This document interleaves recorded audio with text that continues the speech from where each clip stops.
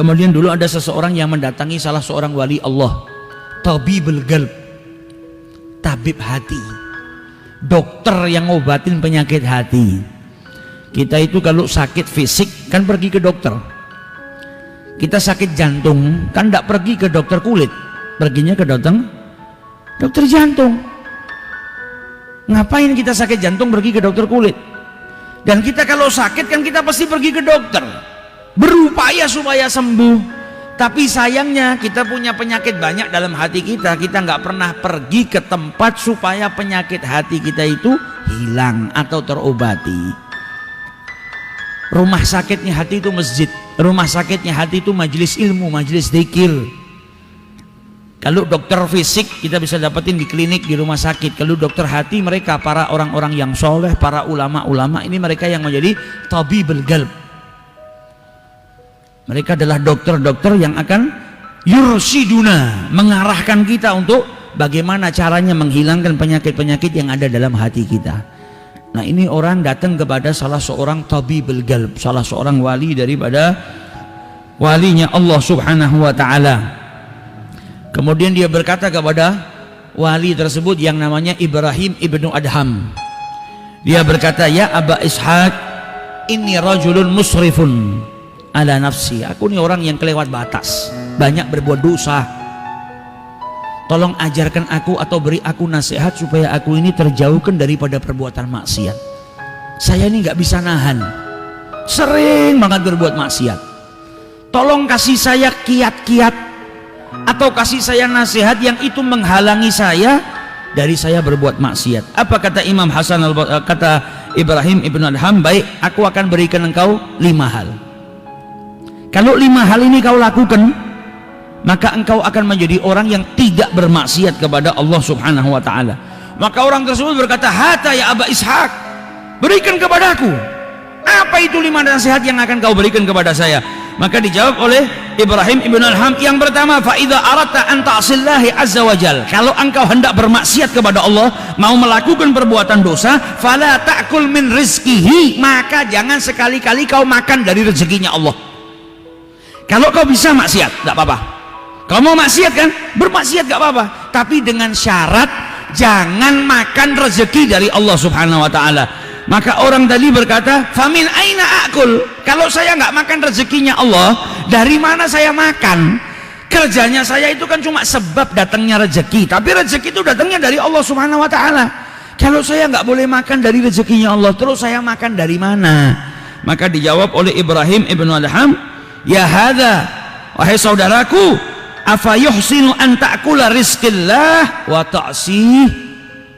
Apakah benar perbuatan seseorang yang bermaksiat kepada Allah dan dia makan rezekinya? Engkau makan rezeki dari Allah tapi engkau bermaksiat kepada Allah.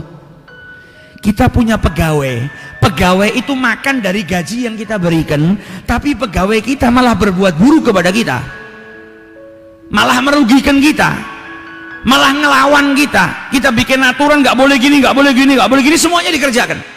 Kita punya perintah harus gini, harus gini, harus gini, sama dia semuanya malah nggak ada yang dikerjakan. Kira-kira kita punya pegawai seperti itu, kita apakan?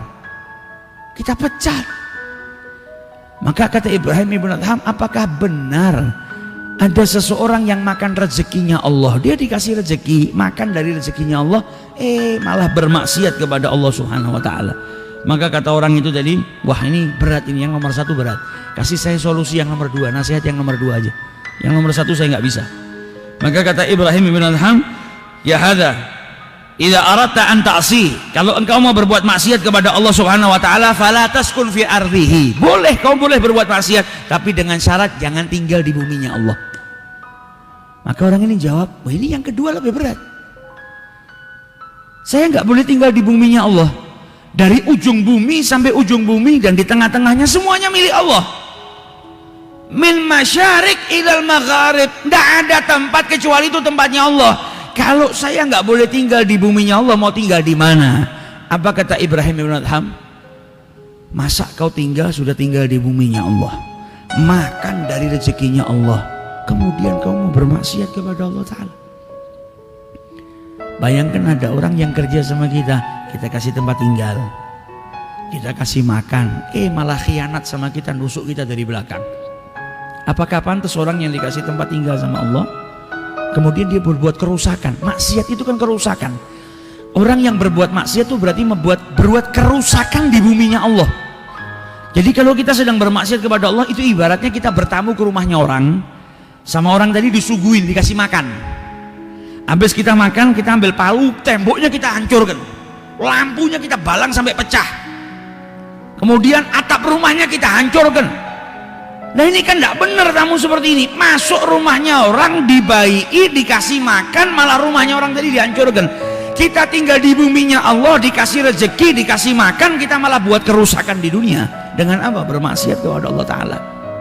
Maka tadi wah ini yang nomor 2 ini berat juga. Kasih saya yang nomor 3. Kata Ibrahim bin Adham, idza aradta an ta'si, kalau engkau hendak bermaksiat kepada Allah, wa anta ta'kulu rizqihi wa taskun fi ardihi, dan kau tinggal di buminya Allah Subhanahu wa taala, enggak apa-apa wis.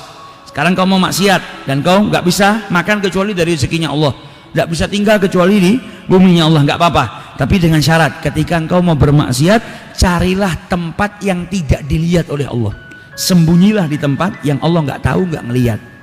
Lah bagaimana mungkin Allah enggak tahu dan enggak lihat? Wong sesuatu yang ada di dalam hati saja Allah tahu. Ya nggak ada tempat yang tidak bisa dilihat oleh Allah Subhanahu wa taala.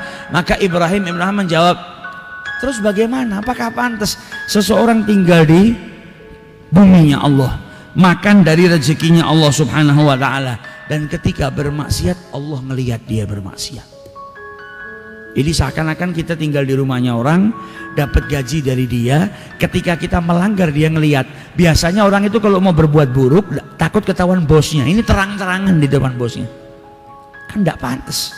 Kau juga tinggal di buminya Allah, makan terang-terangan maksiat di hadapan Allah. Allah tahu kau berbuat maksiat itu, maka itu gak pantas. Berikan aku nasihat yang keempat. Maka kata Ibrahim bin Adham, idza ja'akal malakal maut. Oke, kalau 1, 2, 3 kau nggak bisa, yang keempat.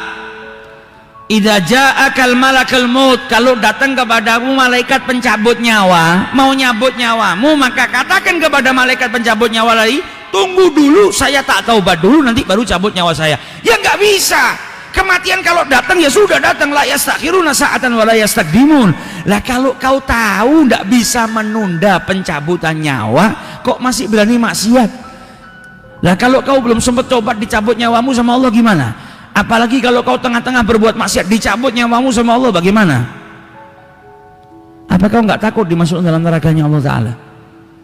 Wah saya nggak bisa. Yang kelima. Kata Ibrahim bin Adham, ini yang terakhir, yang kelima. Nanti kalau kau mati, oke ini semua tidak bisa kau lakukan, kau masih tetap maksiat. Kalau kau mati, nanti kau ditentukan untuk menghuni nerakanya Allah, digandeng sama malaikat, diantarkan ke neraka, larilah dari gandengannya masuk ke surga. Jadi jangan mau digandeng menuju ke nerakanya Allah Ta'ala, belok lari masuk ke surganya Allah. Ya nggak bisa. Bagaimana caranya saya lari dari malaikat? Nah, kalau sudah tahu kau tidak bisa, masa kau rela dirimu nanti digandeng untuk menuju ke nerakanya Allah?